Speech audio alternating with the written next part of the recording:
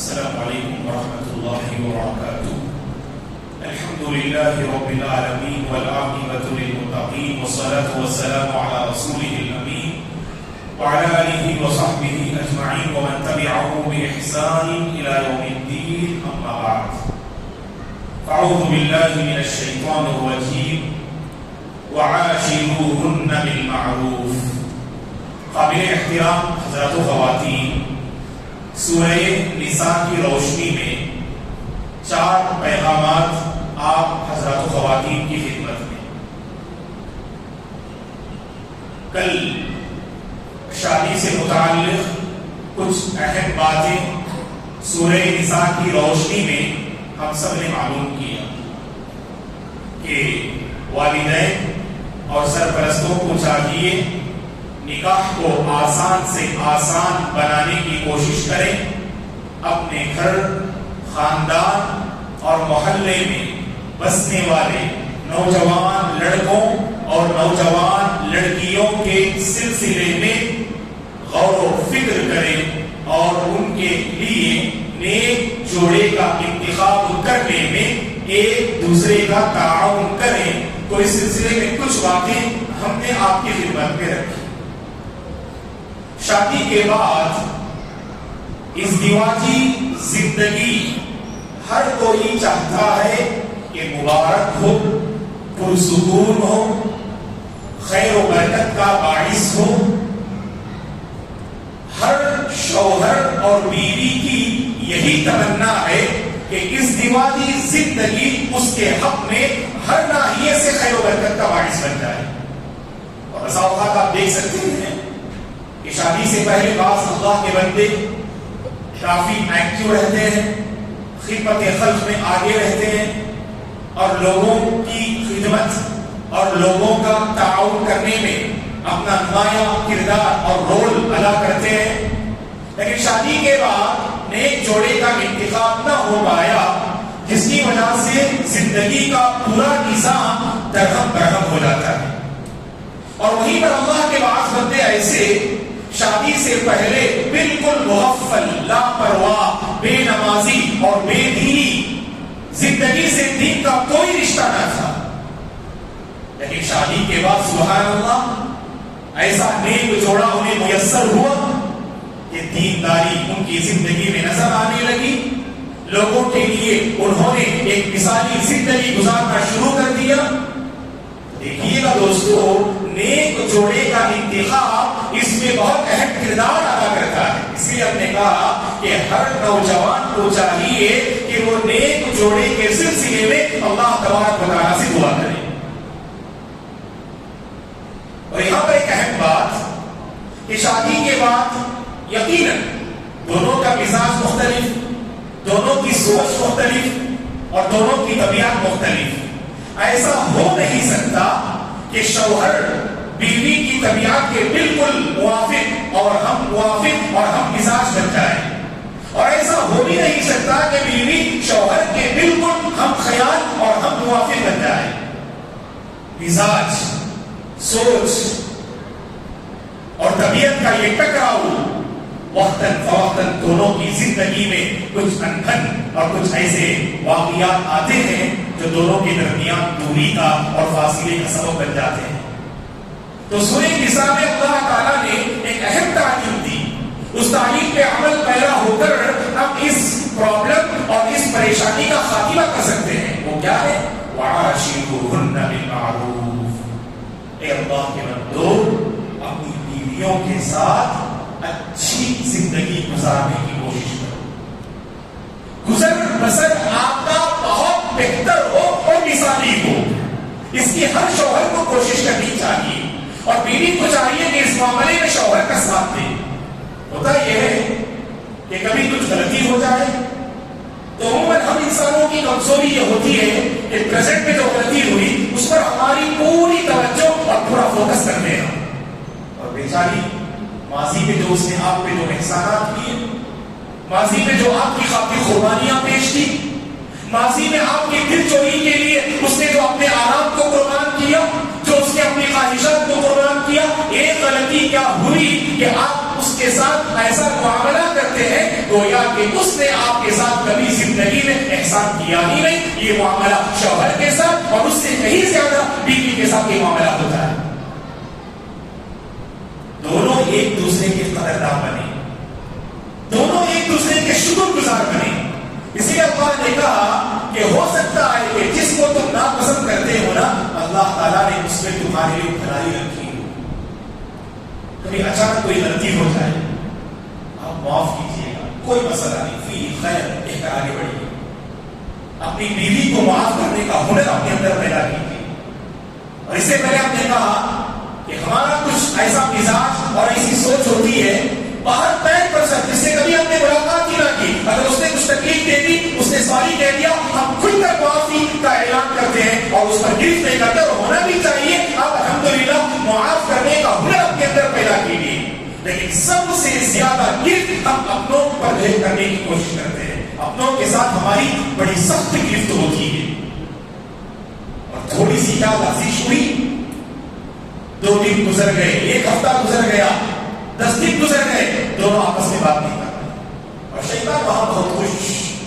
آپ جانتے ہیں شیطان کو سب سے زیادہ خوشی اس وقت جو ہے حاصل ہوتی ہے جب شوہر اور بیوی اس مبارک رشتے میں دراڑ پیدا ہو جائے, ان کے درمیان اگر فاصلے آ جائیں, واللہ یہ شیطان کے لیے خوشی اور عید کا دن ہے. اور شیطان چاہتا بھی یہی ہے, کسی طرح سے دونوں کی سوچ جو ہے بگاڑ دے, اور محبت اپنائیت کا جو ماحول ہوتا ہے شیطان اس کو بگاڑنے کی کوشش کرتا ہے. سب سے زیادہ غلط فہمی کو دور کیجیے دوستو, بدگمانی کو دور کیجیے. ہمیشہ شوہر اپنی بیوی کے ساتھ حسن ظن اچھا گمان قائم رکھے, اور بیوی کو چاہیے اپنے شوہر کے سلسلے میں اچھا گمان قائم رکھے, اور اس اچھے گمان کی لاج بھی شوہر کو رکھنی چاہیے اور بیوی کو بھی رکھنی چاہیے. ناجائز تعلقات نعوذ باللہ شادی کے بعد بظاہر آپ یہ سمجھ رہے کہ جو ہے آپ اپنی بیوی کو دھوکہ دے رہے, اللہ کے پاس تو جواب دینا ہے آپ کو. تو دونوں جب تک ایک دوسرے کے حق میں سچے نہیں ہوں گے, اللہ کی قسم دونوں کی زندگی میں نہ سچائی اور نہ برکت اور نہ اللہ کی طرف سے مدد آئے گی. ایک دوسرے کے سلسلے میں اچھا گمان قائم رکھیں, اور ایسا ہی ماحول ایک دوسرے کا ہونا چاہیے. کبھی کچھ غلطی ہو جائے تو معاف کیجیے اور کہیے کہ کوئی مسئلہ نہیں, فیہ خیر, آپ نے معاف کیا نا, اللہ اکبر, اس کا بدلہ مستقبل میں بہترین سبحان اللہ معاشرت اور بہترین جو ہے یعنی تعاون اور صحبت کی شکل میں آپ پائیں گے. اگر آپ سے بھی کچھ لفزش ہو جائے تو آپ کی اہلیہ اور آپ کی بیوی بھی معافی کے ساتھ آپ کا مقابلہ کریں. ماضی میں آپ نے اس پر احسان, آپ نے جو ہے اس کے ساتھ رحم و کرم کا معاملہ نہ کیا, مستقبل میں آپ سے کوئی غلطی ہو جائے, آپ چاہتے ہیں کہ آپ کی بیوی آپ پر جو رحم کا معاملہ کرے, وہاں پر آپ پر وہ سخت گرفت کرتی ہے. اور معاملہ یہ ہوتا ہے کہ دونوں کے درمیان نعوذ باللہ جو اس ازدواجی زندگی کا جو مبارک رشتہ ہے, اس رشتے میں دراڑ, فاصلے اور دوریاں پیدا ہونے لگتی ہیں دوستوں. اسی لیے پیغام یہ ہے, شوہر اور بیوی اس مبارک رشتے کو محفوظ اور اس کی حفاظت کرنے کی کوشش کریں. آپ دونوں چاہیں گے کہ مل جل کے رہیں, لیکن ہر کوئی آپ کو مل جل کر دیکھنا نہیں چاہتا. یاد رکھیں, ہماری سوسائٹی کے بعض احباب ایسے ہیں جو شوہر اور بیوی کے درمیان دوریاں اور فاصلے پیدا کرنے کی ناپاک سازش کرتے ہیں. نعوذ باللہ, ویسے لوگوں کو اللہ کا تقوی اختیار کرنا چاہیے. اگر کسی وجہ سے کچھ غلط فہمی بھی ہو جائے نا, ساس کا یہ کردار ہونا چاہیے کہ وہ اپنی بہو کو منانے کی جو ہے کوشش کرے, اور وہیں پر ساس کا یہ اور کردار ہونا چاہیے کہ اپنے داماد کو اپنی بیٹی کے سلسلے میں حسن ظن پیدا کرنے میں ساس کامیاب ہو.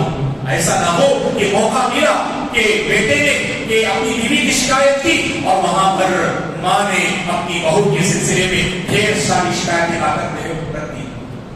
پہلے سے تھوڑا ذہن بگڑا ہوا تھا شوہر کا, اور ماں نے لا کر جو شکایتوں کا انبار جو لا کے رکھا نا, پوری طرح سے ذہن بگڑ جاتا ہے اپنی بیوی کے سلسلے میں.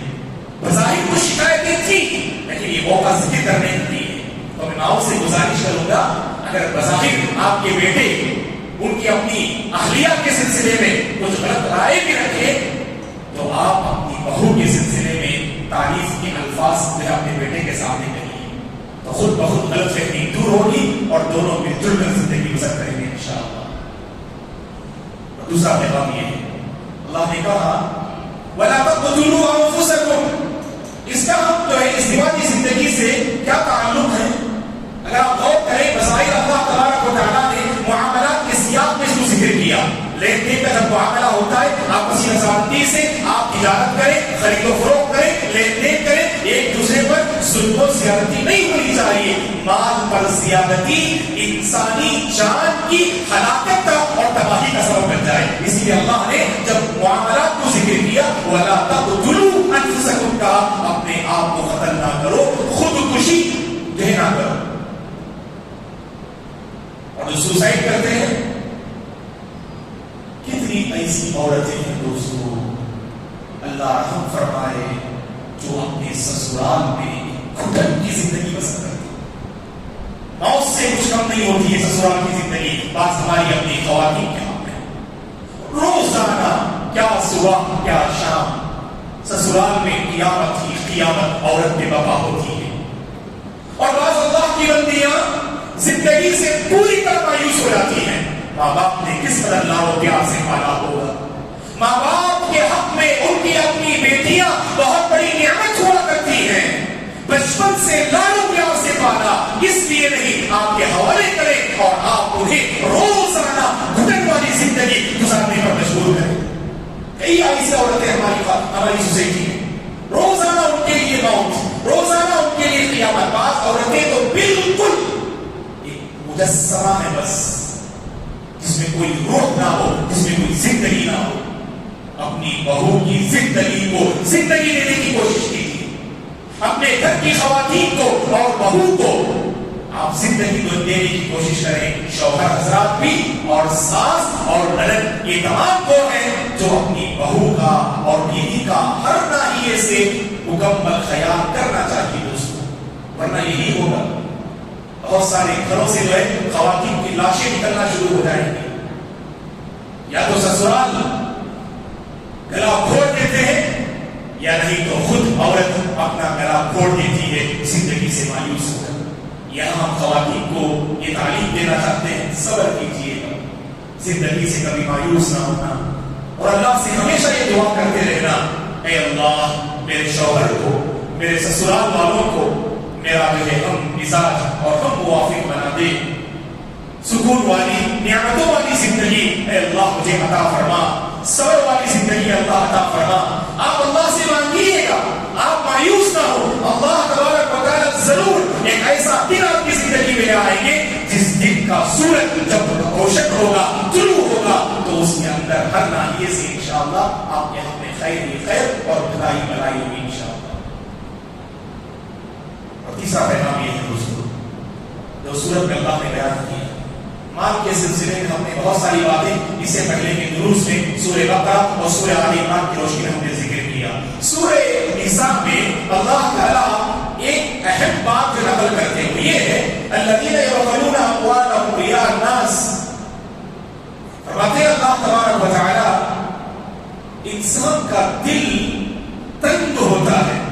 اس کی دو علامتیں اللہ نے ذکر کی ہیں. آپ کا دل کشادہ ہے یا آپ کا دل تنگ ہے، یہ جاننے کے لیے یہاں پر دو علامتیں ہیں. پہلی علامت کیا ہے؟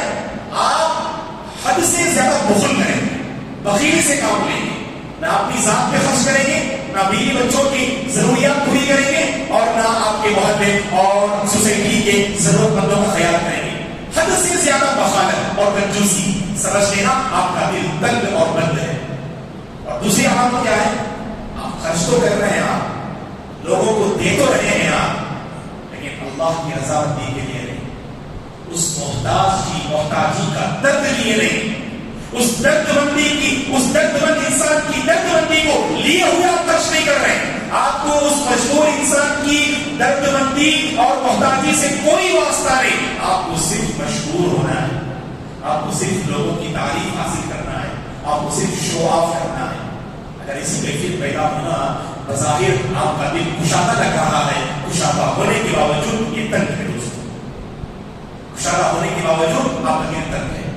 اور آخری پیغام یہ ہے، جب سورہ نساء کو ہم پڑھتے ہیں تو اللہ تبارک و تعالیٰ نے فقہی ناحیے سے ایک اہم معاملے کو ذکر کیا کہ جب انسان پانی نہ پائے تو شریعت نے کہا کہ آپ تیمم کر سکتے ہیں. تو تیمم کے سلسلے میں 6 باتیں ذہن میں رکھیے گا. سب سے پہلی بات یہ ہے کہ انسان اگر پانی نہ پائے اور اسی طرح سے ایسی حالت میں ہو, ایسی بیماری, اللہ تبارک و تعالیٰ ہم سب کو صحت و عافیت کے ساتھ رکھے, ہر بیماری سے اللہ ہم سب کی حفاظت فرمائے.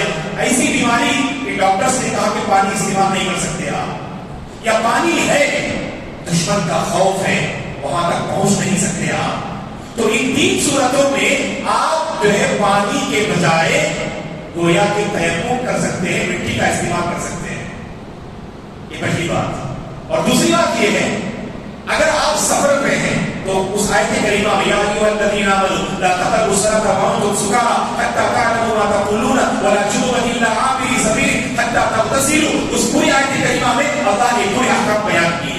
اگر آپ سفر پہ ہیں, پانی نہیں مل رہا ہے, گھبرانے کی ضرورت نہیں. بس اللہ کے بندے مکمل سفر میں نماز ہی نہیں پڑھتے. کیوں بھائی؟ نہیں مولانا کہیں پر پانی کا انتظام نہیں تھا. ارے پانی کا انتظام نہیں تھا تو آپ جو ہے تیمم کر کے نماز پڑھ سکتے ہیں نا. نماز کسی بھی حال میں معاف نہیں, آپ کو ہر حال میں نماز ادا کرنا ہی ہے. اگر پانی نہ ملے تو نہ ملنے کی صورت میں آپ کو کرنا کیا ہے, آپ جو ہے تیمم کر کے ادا کریں گے. آپ کبھی کبھار پانی رہتا ہے لیکن آپ کے لیے قبضے میں نہیں, آپ نے بہت تلاش کیا, کہیں پانی نہیں ملا, آپ تیمم کر سکتے. کبھی پانی رہتا ہے وہ آپ کے قبضے میں نہیں, اور جس کے پاس پانی ہے اس تک آپ پہنچ نہیں سکتے, یا وہ پانی آپ حاصل کر نہیں سکتے, خرید نہیں سکتے, تو ایسی صورت میں بھی آپ عابد للماء ہے, پانی نہ پانے والے ہیں, تو لہٰذا آپ کیا کر سکتے ہیں, تیمم کر سکتے ہیں. یہ دوسری بات سفر میں خاص کر. اور تیسری بات سنیے, اگر آپ کو وضو کرنے کی ضرورت پڑے, واش روم کا کرنا ہے, آپ وضو کرنا ہے, پانی نہیں ہے, ارے ابھی تو میں استنجا بیت الخلاء سے فارغ ہو کے آیا ہوں, پیشاب اور پاخانے سے فارغ ہو کر آیا ہوں, تو مجھے تو وضو کرنا ہی ہے.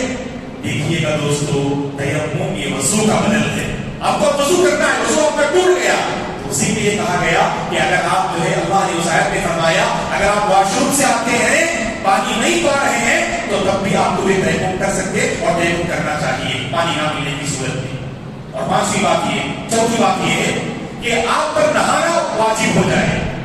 مثلا شوہر اور بیوی نے ہم بستری کی, یا نوجوان کو احتلام ہو گیا, غسل اگر آپ پر لازم ہو جائے, تو ایسی صورت میں صبح اٹھے آپ دیکھا کہ گھر میں پانی نہیں ہے, ٹینک بھی پوری طرح سے خالی ہے, اور اللہ تعالیٰ پانی کا مسئلہ حل فرمائے, خاص کر شہر بنگلور میں. اور جہاں پانی تہ تک پہنچ چکا ہے, اللہ تبارک و تعالیٰ اسے اوپر لے کر آئے, لے آنے والی ذات ہے اللہ کی ذات ہے. تو پانی نہیں ہے صبح, لیکن نہانا ضروری ہے آپ پر, تو کیا نماز چھوڑ دیں گے آپ؟ نہیں, آپ تیمم کر کے آئیں گے. جیسے تیمم وضو کا بدل ہے, اسی طرح سے تیمم غسل کا بھی بدل ہے. آپ پر نہانا ضروری ہے, پھر بھی اگر پانی نہ ملنے کی صورت میں آپ پریشان نہ ہو, آپ کو ہر حال میں نماز ادا کرنا ہے. غسل کی نیت سے آپ کیا کیجیے گا, تیمم یہ طہارت حاصل کیجیے گا اور آئیے اور نماز ادا کیجیے. اور پانچویں بات یہ کہ پاک مٹی سے آپ تیمم کریں گے, اور پاک ریت سے آپ تیمم کریں گے. مٹی اور ریت جو پاک ہے تو اس سے آپ سبحان اللہ تیمم کریں گے. اللہ کے نبی صلی اللہ علیہ وسلم نے فرمایا اس پوری زمین کو اللہ نے طہارت حاصل کرنے کا ذریعہ بنایا. جہاں جہاں آپ کو پاک مٹی اور پاک ریت نظر آئے اس سے آپ تیمم کر سکتے ہیں. وَجُعِلَتْ لِيَ الْأَرْضُ مَسْجِدًا وَطَهُورًا, یہ اللہ کے نبی نے فرمایا صلی اللہ علیہ وسلم. اور تیمم کا طریقہ چھٹی بات یہ, اللہ نے صاحب نے فرمایا تیمم کیسے کریں گے, آپ اپنے دونوں ہاتھوں کو مٹی پہ ماریے اس طرح سے, اور اس کے بعد اگر آپ کے ہاتھ میں اگر مٹی کے کچھ اثرات ہیں اس کو جو ہے اپنے دھوپ سے اس کو جو ہے دور کر دیجیے گا. پھر اس کے بعد اپنے چہرے پر اس طرح سے مسح کرنا ہے. بس پورے چہرے کو رگڑنا نہیں ہے, صرف اپنے چہرے کو ایسے مسح کر لینا بس. اور اس کے بعد پھر ایک مرتبہ آپ جو مٹی پہ ماریے. بعض علماء نے کہا کہ ایک مرتبہ مارنا کافی ہے. پھر آپ احادیث کو سامنے رکھتے ہوئے علماء نے اختلاف کیا, پھر دوبارہ آپ جو مٹی پہ ہاتھ ماریے اور پھر جو ہے اپنے دونوں جو ہے ہاتھوں پر اس طرح سے اوپری حصے پہ مسح کر لیجیے. ٹھیک ہے نا, تو الحمدللہ آپ کا تیمم ہو گیا. لیکن تیمم کرنے سے پہلے تیمم کی نیت کرنا ضروری ہے. نیت کے بغیر اگر آپ نے تیمم کیا تو پھر آپ کا تیمم نہیں ہوگا. بس آپ مٹی پہ ہاتھ مارنا ہے, اپنے چہرے پر مسح दोनों हाथों पर ऊपरी हिस्से में मसाज कर ले, इंशाअल्लाह आपका तयम्मुम हो गया, उस पर आप नमाज पढ़ सकते हैं। नमाज पढ़ ली, पढ़ने के बाद देखा तो पानी की आवाज आ रही है, पानी गिरने की आवाज आ रही है, करेंगे क्या? नमाज तो पढ़ लेना, अल्हम्दुलिल्लाह, क्या भी टेंशन लेने की जरूरत नहीं, आप अल्हम्दुलिल्लाह जो है नमाज आपकी हो गई, नमाज को रिपीट करने की जरूरत नहीं। अभी तयम्मुम करके आए, अभी नमाज नहीं पढ़े, अचानक देखा कि पानी के गिरने की आवाज आ रही है, तो करेंगे क्या आप? तो आपको जाना है, क्योंकि जैसे ही आपने जो है यानी पानी को देख लिया या पानी को आपने जब पा लिया तो फिर आपका वो तयम्मुम टूट गया, तो फिर आपको जाके वजू करना है और आगे दोबारा नमाज पढ़ना है। अब ये उलमा की दरमियान इख्तिलाफी मसला है कि एक तयम्मुम से आप एक ही फर्ज नमाज पढ़ेंगे या कई नमाजें पढ़ सकते हैं। शेख बिन बाज़ रहमतुल्लाह अलैहि ने फरमाया, जब हम अहादीस को पढ़ते हैं तो कहीं पर भी हमें ये सराहत नहीं मिलती है और वज़ाहत नहीं मिलती है अल्लाह के नबी से कि आपने एक तयम्मुम से एक ही फर्ज नमाज पढ़ने की आपने तालीम दी हो, जबकि बाज़ उलमा का ये मौक़िफ़ है, बाज़ सहाबा के आसार को लेकर कि एक तयम्मुम से एक ही फर्ज नमाज पढ़ना है, जबकि शेख बिन बाज़ रहमतुल्लाह अलैहि और दीगर उलमा कहते हैं आपने मसलन ज़ुहर में तयम्मुम किया और आपकी तहरत अगर बाकी है, आपकी तहरत अगर टूटी गई तो आप असल में उसी तयम्मुम से नमाज पढ़ सकते हैं। अल्हम्दुलिल्लाह, तयम्मुम के सिलसिले में दोस्तों कुछ अहम बातें थी जो अल्लाह ने इस आयत में नकल फरमाई। अल्लाह से हमारी दुआ है अल्लाह तबारक व तआला इस दीवानी जिंदगी के जो मसाइल हैं अल्लाह ताला उन मसाइल का खात्मा फरमाए, पुरसुकून नियमतों वाली जिंदगी अल्लाह हम सबको अता फरमाए। शौहरत और बीवी के दरमियान अगर फासिले हैं, अगर दूरियां हैं, अल्लाह ताला उन फासिलों का खात्मा फरमाए, उन दूरियों को अल्लाह ताला नजदीकी में बदल दे, उन नफरतों को अल्लाह मोहब्बतों में बदल दे। अल्लाह हम सबको अपनी घर वालों के साथ उल्फत और मोहब्बत के साथ जिंदगी गुजर करने की तौफीक अता फरमाए, एक दूसरे को माफ करने का हुनर अल्लाह ताला हम सबके अंदर पैदा फरमाए। अल्लाह तबारक व तआला जहाँ कहीं गलती देखें पूरी दर्दमंदी के साथ उसका जो है मुकाबला करते हुए उसको दूर करने की अल्लाह ताला हम सबको तौफीक अता फरमाए। अगर कोई परेशानी और मुसीबत भी आती है, अल्लाह के वो बंदे और बंदियां जो सुसाइड का जो है सहारा लेते हैं, अल्लाह उन्हें हिदायत दे, सब्र करने की अल्लाह जो है उन्हें तौफीक अता फरमाए। अल्लाह तबारक व तआला तमाम की मुश्किलात को आसान फरमाए, हल फरमाए। रब्बुल आलमीन ने कुरान मजीद में जो फिक़ही अहकाम बयान फरमाए हैं और फिक़ही अहकाम की रोशनी में अपनी इबादत को ढालने की अल्लाह सबको तौफीक अता फरमाए। आमीन। قولي هذا واستغفر الله لي ولكم ولسائر المسلمين من كل ذنب فاستغفروه انه هو الغفور الرحيم. سبحانك اللهم وبحمدك اشهد ان لا اله الا انت استغفرك واتوب اليك.